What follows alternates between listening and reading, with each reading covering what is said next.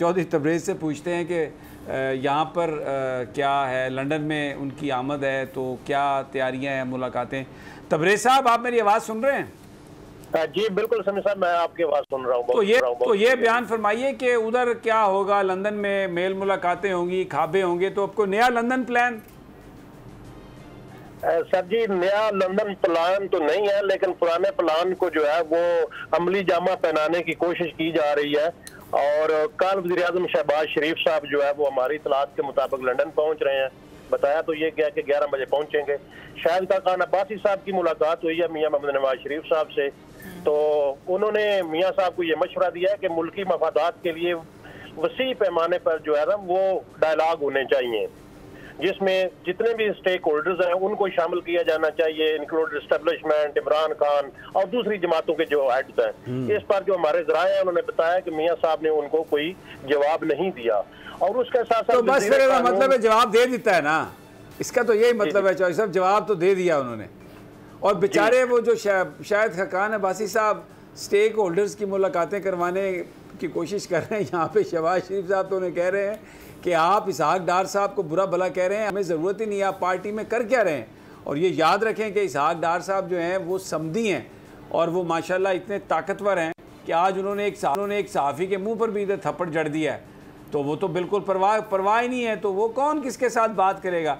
ये मुझे बयान फरमाइए कि कौन कौन आ रहा है। मैंने देखा था शहबाज साहब के साथ तो याद सादिक साहब भी थे, और कौन कौन लीडर लंदन आ रहा है?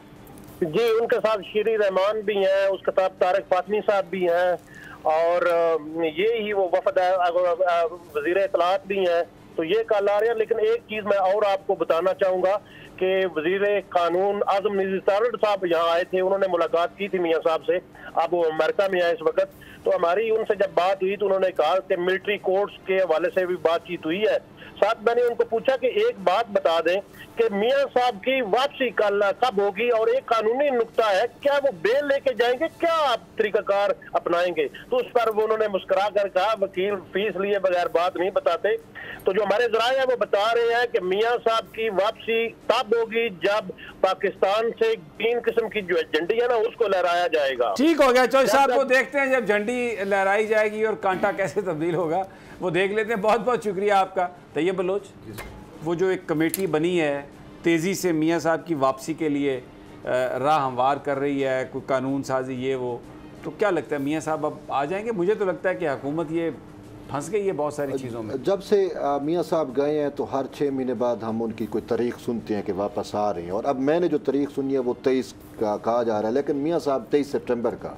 मियां साहब ने यही कहा है कि जब तक आप मुझे श्योरिटी गारंटी नहीं दे, जब तक मेरी नाअहली ख़त्म नहीं होती, जब तक ये सारे मसाइल से मैं निकल नहीं जाता, उस वक्त तक तो मैं नहीं आऊँगा। वो मियां साहब तो बड़े वाज़ेह और क्लियर, और इसी वजह से यहाँ पे कमेटियाँ भी बैठी हुई हैं, यहाँ पे कानून साजियाँ भी हो रही हैं, यहाँ पे उनकी जो नाअहली है उसको भी ख़त्म करने की कोशिश हो रही है, ताकि ये सारी चीज़ें ख़त्म हों तो ही मियां साहब जो है वो पाकिस्तान आ सकें। तो अब देखना ये है कि जैसे। अच्छा, एक आखिरी सवाल जी।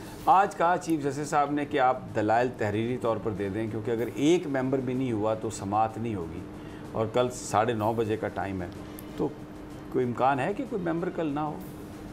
देखिए, इस हवाले से मुझे नहीं लगता कि कोई मेंबर ना होगा। हम यही बात कर रहे हैं कि ऑलरेडी कलेक्टिव विजडम की कोशिश कर रहे हैं, तो होपफुली सारे जजेस मौजूद होंगे। लेकिन कुछ और ये मुझे केस कुछ ज़्यादा चलता नजर नहीं आ रहा, क्योंकि आगे छुट्टियां हैं समी साहब, और तो ये जल्दी फैसला करेंगे, और मतलब इनिशियल कोई फैसला कर देंगे, बाकी चीज़ें बाद में देखते रहेंगे, क्योंकि मामला भी जो है ना वो बड़ा पब्लिक इंपॉर्टेंस का और अर्जेंट मैटर।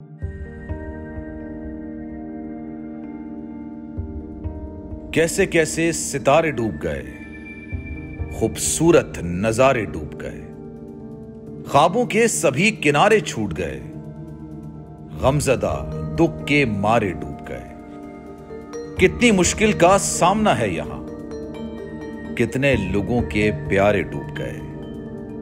आओ मिलकर करें मदद सबकी, जिनके सारे सहारे डूब गए। आजमाइश में मिलकर एक हुए, नफरतों के इशारे डूब गए। कितने प्यारे हमारे डूब गए। कौमी सानहे की सूरत हाल से लम्हा बलम्हा बोल रखेगा बाखबर। गम की इस घड़ी में बोल तारकीने वतन के अहले खाना के साथ खड़ा है।